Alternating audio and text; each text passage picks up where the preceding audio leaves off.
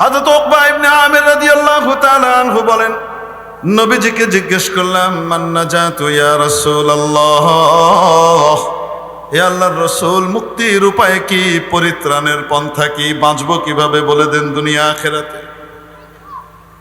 নবীজি তিনটে কথা বললেন। আমসিক আলাইকা লিসানাক ওয়াল ইয়াসাকা বাইতুক।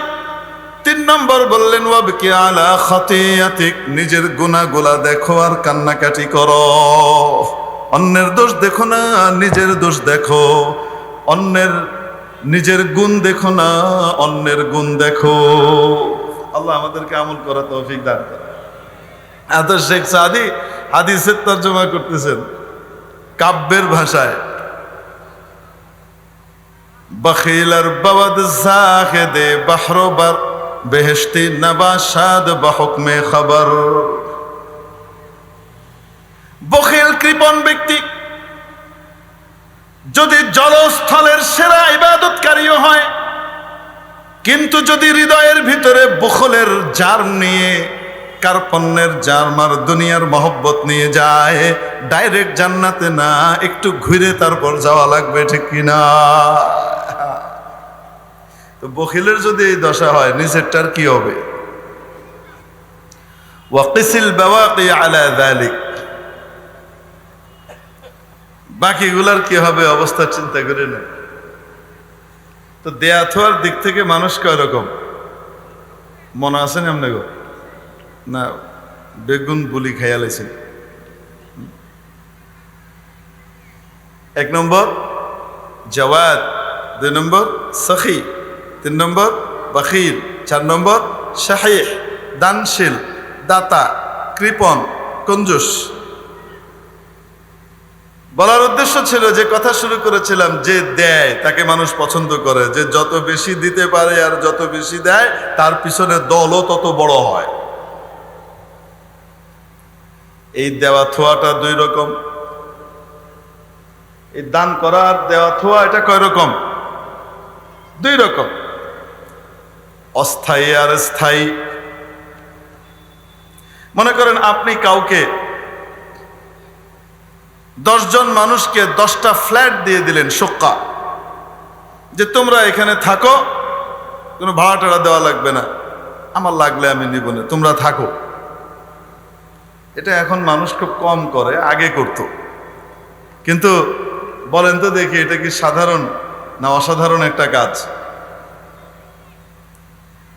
10 জনকে দিয়ে দিছে, আলাদা আলাদা ফ্ল্যাট, থাকো। কিন্তু মালিকানা বানায় দিছে স্থায়ী না অস্থায়ী? আসতে বলেন, স্থায়ী না অস্থায়ী? অস্থায়ী। 2 বছর, 4 বছর, 5 বছর, 10 বছর, 8 বছর, 20 বছর, যে কোনো সময় পরে এসে বলতে পারে, ভাই আমার এখন লাগবে, আপনি একটু যান। আর আরেকজনকে একটা ফ্ল্যাট একদম সাব কবলা করে লিখে দিয়ে দিছে। এটা কি অস্থায়ী না স্থায়ী? কোনটার দাম বেশি, ওই অস্থায়ী 10টার না স্থায়ী 1টার? আচ্ছা মনে করেন 10টা না 100টা, কোনটার দাম বেশি, অস্থায়ী 100টার না স্থায়ী 1টার? স্থায়ী 1টার দাম বেশি। এইটা হলো আসল দেওয়া, যার কখনো এটা কেউ নিতে আসবে না। মেরে মুহতারাম দোস্ত, দুনিয়াতে স্থায়ী বলেন আর অস্থায়ী বলেন, যাই বলেন, এটা আপেক্ষিক। আসলে দুনিয়াতে যা কিছু আছে সব কিছুই অস্থায়ী। দুনিয়াতে যা আছে সেটা স্থায়ী বলেন আর অস্থায়ী বলেন, সবই কি অস্থায়ী। চিরকাল থাকবে তো? 200 বছর আগে যারা ছিলেন তারা কেউ আছে তো? তাদের জিনিসগুলো আছে তো? যদি জিনিসগুলো থেকে থাকে তো ওনারা চলে গেছেন। আবার অনেক কিছু ওনারা থাকতে থাকতেই তাদের হাত থেকে চলে গেছে। অবাস্তব না বাস্তব? আমাদেরও তাই হবে। লাবিদ ইবনে রাবিআ একজন বড় শায়ের ছিল জাহেলি যুগে, কিন্তু বড় হিকমতপূর্ণ কথা বলতো। নবী পাক সাল্লাল্লাহু তাআলা আলাইহি ওয়াসাল্লাম তার এক শের হাদিস শরীফের ভিতরে উল্লেখ করেছেন। কেন? তার এই শেরটা বড় সত্য কথা, সঠিক কথা সে বলেছে। এই হাদিস দিয়ে বোঝা যায় কোনো ব্যক্তি যদি ভালো কথা বলে, সঠিক কথা বলে, সে যদি বিধর্মীয় হয়, তারপরেও তার সেই কথা কোট করা যায়। বুঝাতে পারি না মনে হয়? যদি হিকমতপূর্ণ কথা হয় আর সঠিক কথা হয়। আর ভুল কথা আর উল্টা কথা সে যদি আমার খাতিরা দোস্ত হয়, তারটাও বলা যাবে না। মাফহুমে মুখালিফের এতেবার ফিল আহকাম ইনদাল আহনাফ গায়রু মুতাবার। যদি ইমাম মুহাম্মদ রহমতুল্লাহ আলাইহির এটার ব্যাপারে রুজু সাবিত আছে, কিন্তু অন্যান্য বিষয়ের ব্যাপারে তো মাফহুমে মুখালিফের এতেবার আছে। এখন দেখেন, রাসূল পাক সাল্লাল্লাহু আলাইহি সাল্লাম তার একটা কথা হাদিস শরীফের ভিতরে উল্লেখ করেন, শামাইল তিরমিজির ভিতরে ওই হাদিস আছে, আলা কুল্লু শাইইন মা খালাল্লাহ বাতিলু ওয়া কুল্লু নাঈমিন লা মুহালা তাযাইলু। আলা কুল্লু শাইইন মা খালাল্লাহ বাতিলু ওয়া কুল্লু নাঈমিন লা মুহালা তাযাইলু। শুনে নাও, আল্লাহ ছাড়া আর যা কিছু আছে সব কিছুই নশ্বর, সব কিছুই ফানি, সব কিছুই গায়রু দাইম, কোনো কিছুই দাইম আর স্থায়ী নয়, অস্থায়ী। বাতিলুন বিমানা ফানিন গায়রু দাইম। বাতিল শব্দের অনেক অর্থ আছে, তার ভিতরে একটা হলো গায়রু দাইম, গায়রু বাকি, ফানি। যেমন রাসূল পাক সাল্লাল্লাহু আলাইহি ওয়াসাল্লামের হাদিস আছে, আইয়ুমা ইমরাআতিন নুকিহাত বিগাইরি ইযনি ওয়ালিয়্যিহা, আইয়ুমা ইমরাআতিন নাকাহাত বিগাইরি ইযনি ওয়ালিয়্যিহা ফানিকাহুহা বাতিলুন ফানিকাহুহা বাতিলুন ফানিকাহুহা বাতিলুন। যে নারী নিজে নিজে একা একা বিবাহ করে, মুরব্বীদের পরামর্শ ব্যতি রেখে তাদেরকে সাথে নেয় না, একলা একলা মেরে লাইছে, সেরে লাইছে, স্থায়ী হবে না। বেশিরভাগ ক্ষেত্রে এই বিয়ে শেষ পর্যন্ত কি হয়ে যায়? ভেঙে যায়। কেন হয়? কারণ প্রত্যেক মানুষের বৈবাহিক জীবনে, পারিবারিক জীবনে কিছু চড়াই কিছু উতরাই আসে। কখনো সুখ, কখনো দুঃখ, ব্যথা বেদনা, বিভিন্ন রকমের সমস্যা আসে। আসে কি আসে না?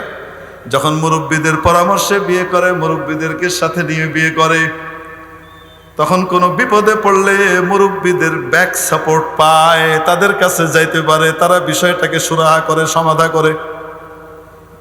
কিন্তু যখন একা একা করে,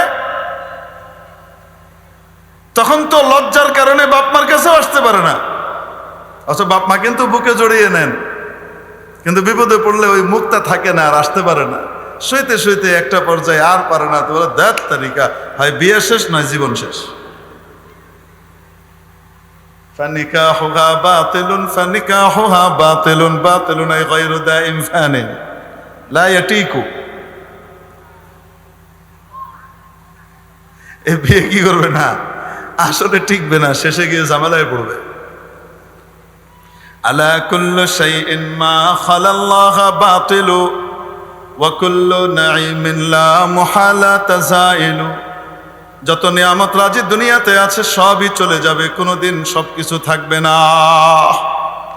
হয় নিয়ামত চলে যাবে তোমার কাছ থেকে, নতুবা নিয়ামত রয়ে যাবে, তুমি চলে যাবা।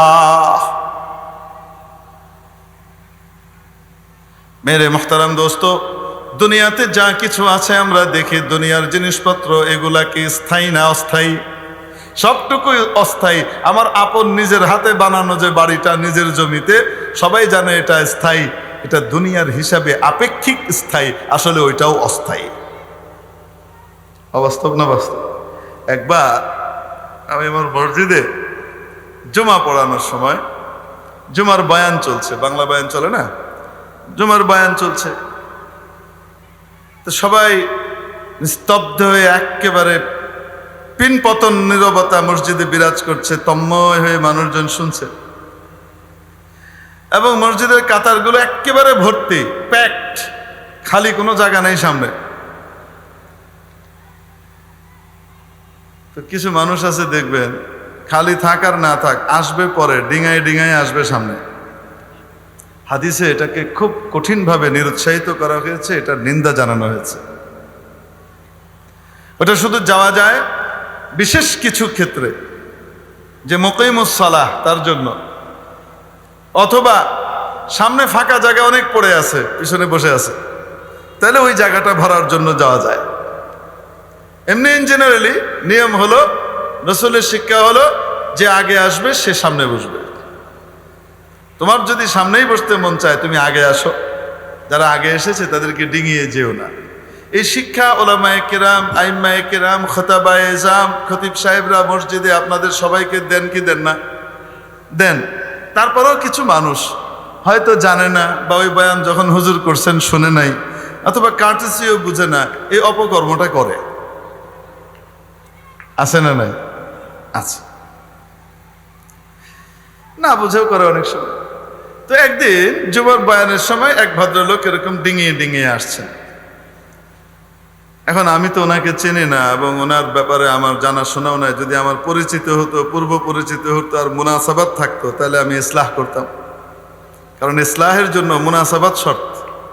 মুনাসাবাত না হলে ইসলার পরিবর্তে ইফসাদ হয়ে যাওয়ার আশঙ্কা আছে। এখন আমি তো তাকে কড়া ভাষায় কিছু বলতে চাচ্ছি, কিন্তু বলতে পারছি না, কারণ ভদ্রলোকের মেজাজ রুচিবোধ সম্পর্কে আমি কিছুই জানি না। আমার এই ওষুধ উনি নিতে পারবেন কিনা, এই হাই অ্যান্টিবায়োটিক নিতে পারবেন কিনা, সেটাই জানা নাই। দেই কিভাবে? কিন্তু এটাকে বন্ধও করা দরকার। তা আমি বয়ান বন্ধ করে ওনার দিকে চুপ করে তাকিয়ে আছি। আমি কিছুই বলছি না, ওনার দিকে তাকিয়ে আছি। পুরা মসজিদের মুসল্লিরা আমার নজর দেখে ওইদিকে তাকিয়ে আছে, কিন্তু যার দিকে তাকিয়ে আছে তার কিন্তু কোনো খবর নাই। উনি ওনার নেক আমল চালায় যাচ্ছে।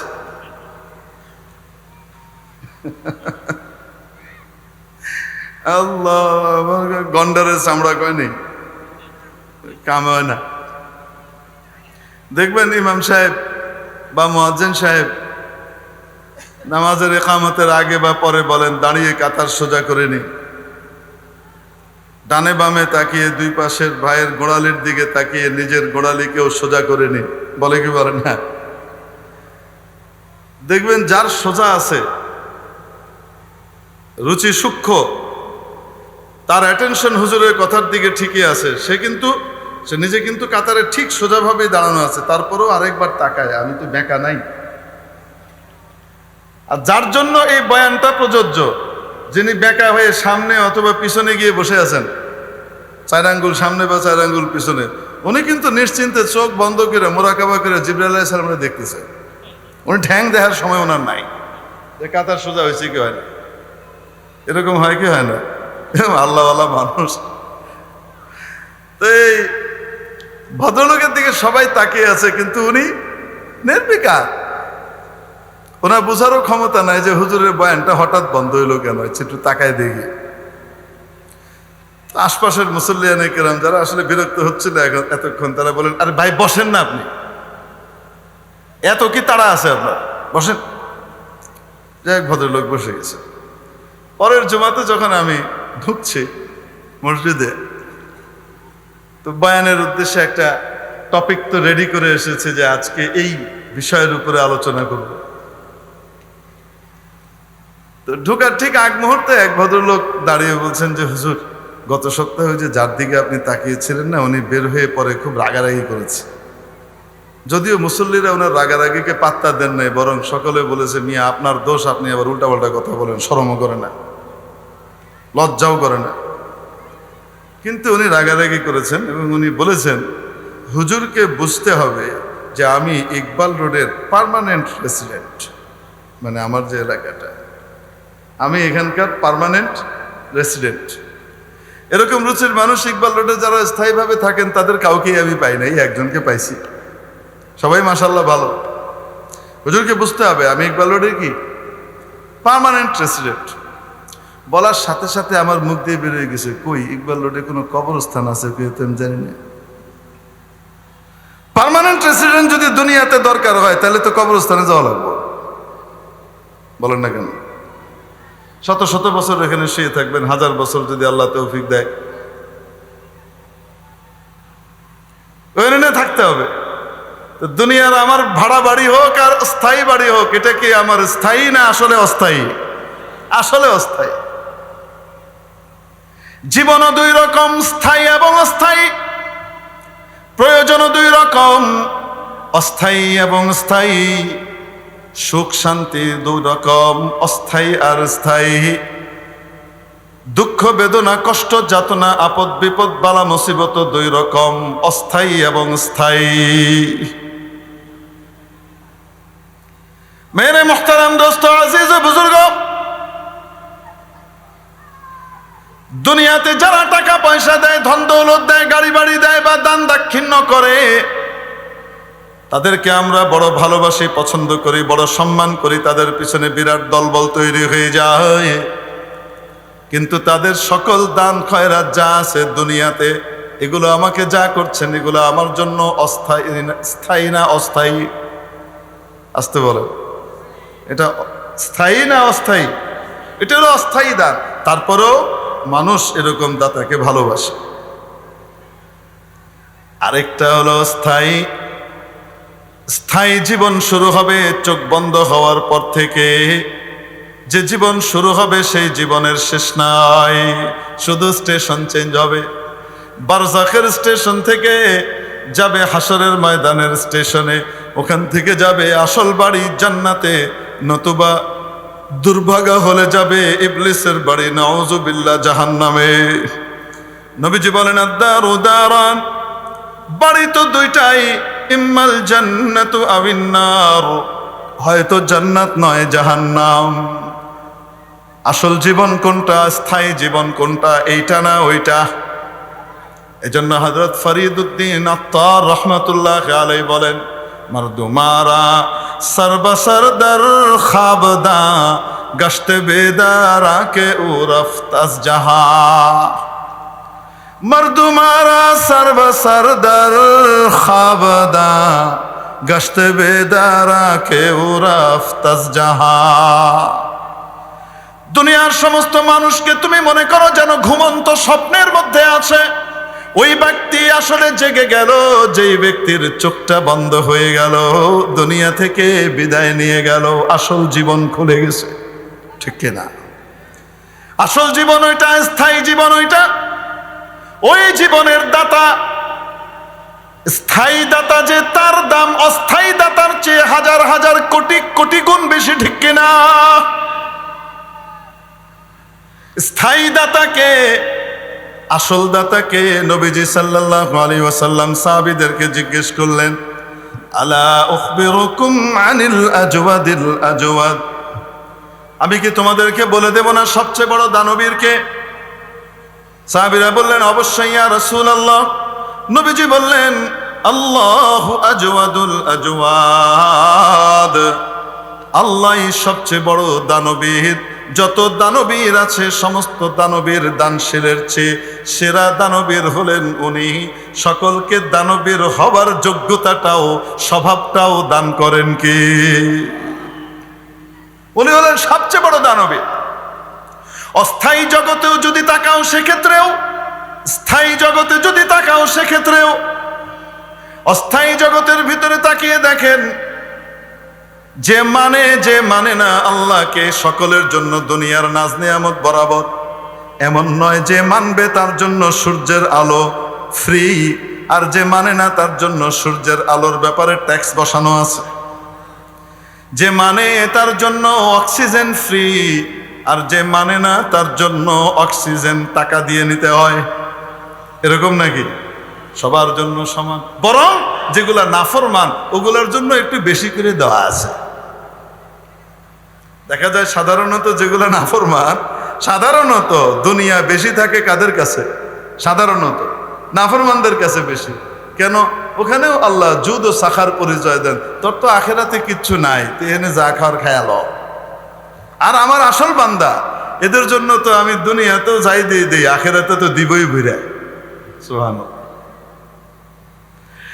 অপরদিকে যদি রব্বুল আলামিন নবী রাসূল না পাঠাতেন, কোরআন কিতাব না পাঠাতেন, তাহলে আমরা না জান্নাত চিনতাম, না জাহান্নাম চিনতাম, না নামাজ চিনতাম, না রোজা চিনতাম, না ভালো জিনিস জানতাম, না খারাপ কোনটা জানতাম, ভালো মন্দের তমিজও করতে পারতাম না, ঠিক কিনা?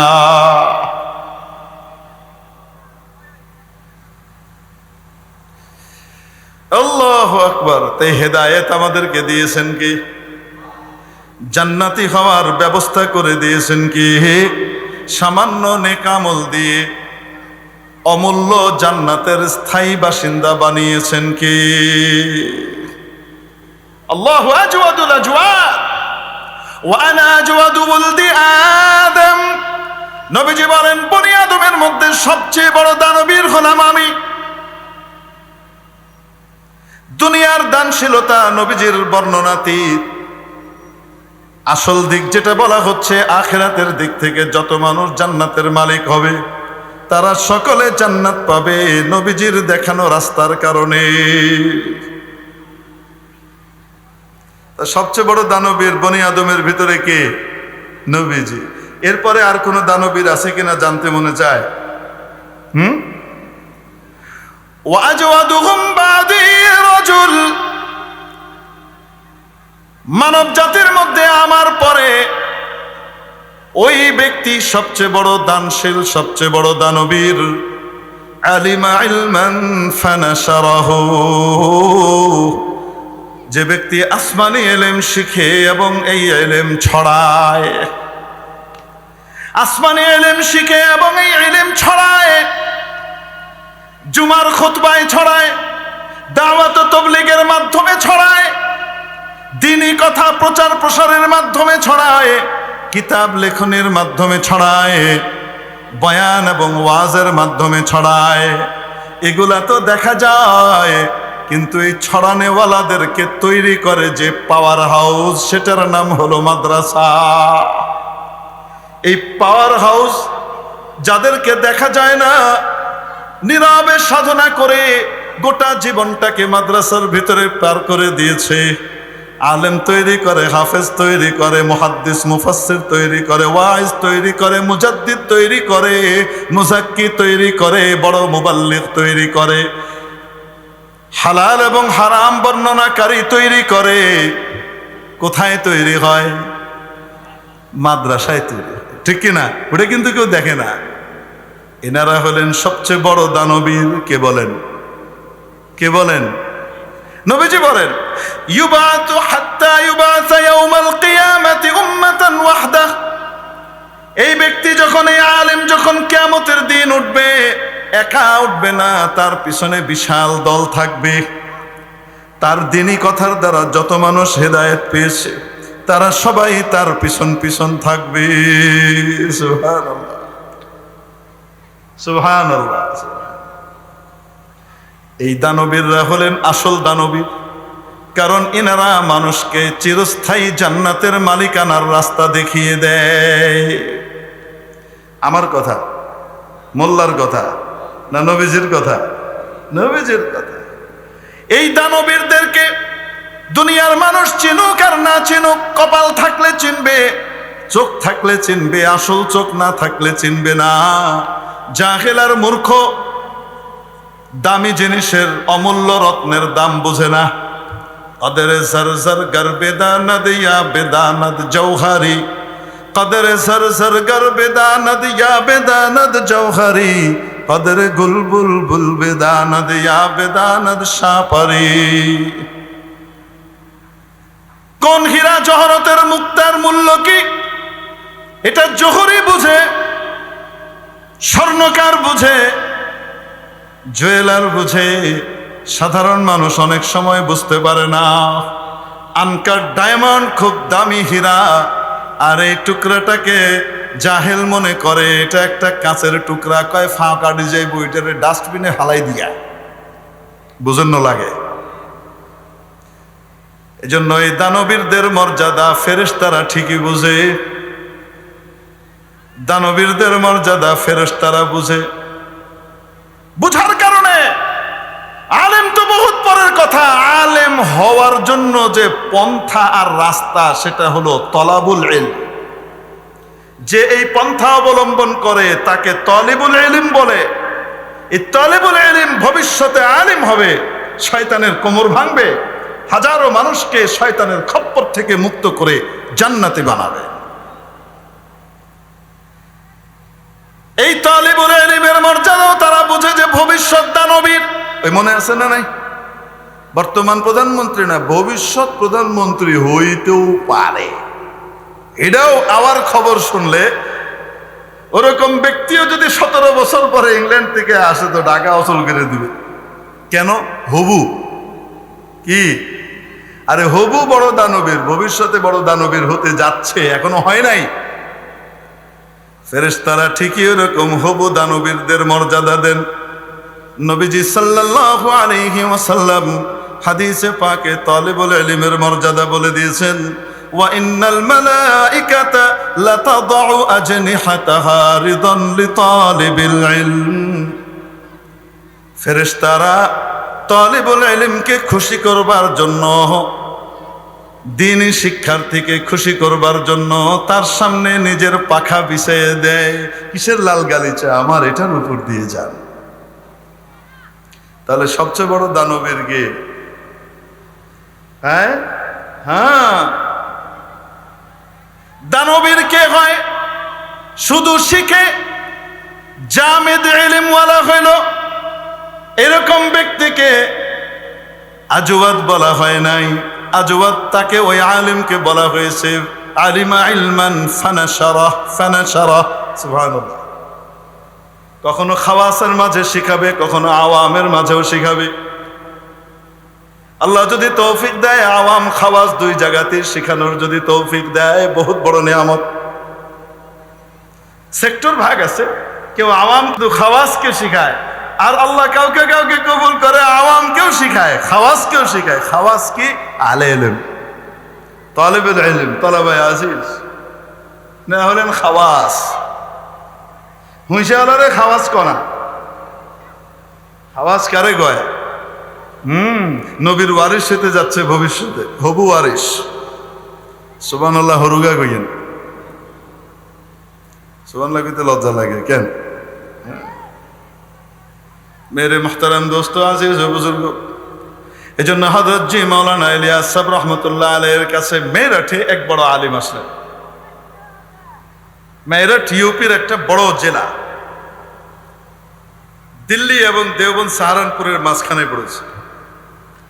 হযরত জি মাওলানা ইলিয়াস সাহেব রহমতুল্লাহ আলাইহি যখন মেরঠ গেলেন এবং সেখানে তাবলীগের দাওয়াতের কথা বলতে লাগলেন, তো উনি তো চাচ্ছিলেন এবং ওনার তামান্না ছিল যে আমার এই জামাত চলবে, প্রতিটা জামাতের তত্ত্বাবধানে একজন করে আলিম থাকবে। হযরত মাওলানা ইলিয়াস সাহেব রাহমাতুল্লাহ আলাইহির তামান্না ছিল প্রতি জামাতের তত্ত্বাবধানে কমপক্ষে একজন করে কি থাকবে? আলিম থাকবে। আফসোস, আজকে হযরতজির নাম নিয়ে অনুসরণ করে, অথচ উলামায়ে কিরাম থেকে আলাদা হয়ে চলতে চায়। আল্লাহ পাক সহি বুঝ দান করেন, আমাদেরই ভাই সহি বুঝ দান করেন। হযরত মাওলানা ইলিয়াস সাহেব রাহমাতুল্লাহ আলাইহির কাছে এসে বড় আলেম উনি বললেন, হযরত একটা কথা বলেন তো। কি? হযরত যার পিপাসা লাগে, যার কি লাগে? পিপাসা লাগে, কুয়া কি তার কাছে যায় না সে কুয়ার কাছে আসে? যুক্তিটা কি দেখেন। যার পিপাসা লাগে, কুয়া কি তার কাছে যায় না সে কুয়ার কাছে আসে? তো তাহলে উলামায়ে কেরাম কেন মানুষের দ্বারে দ্বারে দুয়ারে যাবে? আলেমরা তার জায়গাতেই বসা থাকবে আর সবাই তার ওখানেই আসবে। হযরত মাওলানা ইলিয়াস সাহেব রাহমাতুল্লাহ আলাইহি বললেন, অবশ্যই আহলে ইলম তাদের আসল কাজ তো এটাই যে খাওয়াস তৈরি করা। लेकिन तुम अपने को कुएं क्यों समझ रहे हो, बादल क्यों नहीं समझते? তুমি নিজেকে কুয়া কেন মনে করো? তুমি আকাশের মেঘমালা কেন মনে করো না? মেঘমালা তো দাতার মতো যায়, সর্বত্র ছড়িয়ে দেয় সে। চাই সেটা ভালো উর্বর জমি হোক, চাই সেটা পচা নোনা জমি হোক, যাই হোক না কেন সর্বত্র সে সেটাকে বিতরণ করে। সে তো এক জায়গায় থাকে না। এজন্যই দেখবেন ওলামায়ে কেরাম মাশাআল্লাহ তাআলা মাদ্রাসায় পুরা সময় দিয়ে মেহনত করে চালানোর পরেও ছুটির সময়ের ভিতরে অল্প কিছু ছুটি পায়, তাও সাধারণ মানুষের কাছে মাঝে মাঝে জামাত নিয়ে চলে যায়। জামাত তৈরি করে কাদিয়ানিরা যেখানে কাদিয়ানি বানিয়ে ফেলেছে সেই গ্রামে গিয়ে সেখানকার মানুষদেরকে হেদায়েতে আবার আনে, ঠিক কিনা? এনজিওদের খপ্পরে পড়ে যারা নিজেদের ঈমান আমল বরবাদ করে দিয়েছে তাদের কাছে গিয়ে আবার তাদেরকে ফিরিয়ে আনে ওলামায়ে কেরাম। অবাস্তব না বাস্তব? বাকি কাজের ভাগ আছে, এক একজন এক এক সেক্টরে কাজ করবে, এটাই স্বাভাবিক। अपने को बादल क्यों नहीं समझते, कुएं क्यों समझ रहे हो? নিজেকে কুয়া কেন মনে করো? আকাশের মেঘমালা কেন মনে করো না? बारा के दर लताफत तबाश खिलाफ निस्त, बारा के दर लताफत तबाश खिलाफ निस्त, दर बाग लाला रोयद दर शूरबू में खस, दर बाग लाला रोयद दर शूरबू में खस। হযরত শেখ সাদী রহমাতুল্লাহ আলাইহি উদাহরণ দিয়ে বোঝান, আকাশের মেঘমালার ভিতরে পানির ভিতরে কোনো পার্থক্য নাই। সেই উন্নত জীবন সঞ্জীবনী শক্তি তৈরিকারী সঞ্চারণকারী পানি ভালো জমির উপরে যখন পড়ে সেখানে বাগান তৈরি হয়, বাগ বাগিচা ফলমূল তৈরি হয়, ফুলে ফলে শস্যে ভরে ওঠে। আর ওই পানিটাই যখন নাকি গিয়ে কোথায় পড়ে? ওই নোনা জমিতে পড়ে। সাগরের নোনা জমিতে যদি গিয়ে পড়ে সেখানে তো ফসল তৈরি হয় না, কাটা ঝোপ তৈরি হয়। এজন্য আহলে ইলমের ইলম, আমাকে এখানে বিষয় দেওয়া হয়েছে ওলামায়ে কেরামের দায়িত্ব বর্তমান জমানায়। আরে ওলামায়ে কেরামের দায়িত্ব বর্তমান জমানায় আমি কই থেকে কম? ওলামায়ে কেরামই তো আমাদেরকে দায়িত্ব শেখাবেন, ঠিক না? টপিক ঠিক করা দরকার। এজন্য আলেম ওলামারা মেহনত করেন সকলের উপর। হৃদয়টা যার ভালো সে আবু বকরের দলে যোগ দেয়। হৃদয়টা যদি খারাপ হয় ওই বৃষ্টি দিয়ে আরো খারাপ অবস্থা হয়, আবু জেহেলের দলে ঢুকতে থাকে। ওয়ারাজুলুন জাদা বিনাফসিহি ফি সাবিলিল্লাহি হাত্তা কুতিল।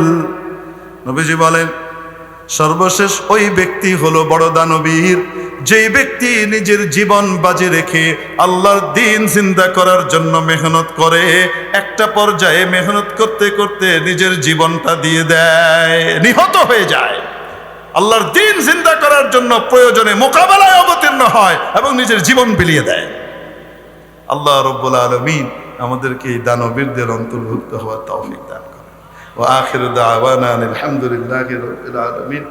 আরো বলতে মন চাচ্ছিল, কিন্তু আপনাদের আরো বড় বড় আলোচকরা আছেন, তো সকলের হক নষ্ট করা যায় না। আবার আমার ঢাকাও যেতে হবে, ট্রেন 11:30টায়। দোয়া করে দেন যেন তাড়াতাড়ি পৌঁছে যেতে পারি। শুকরান।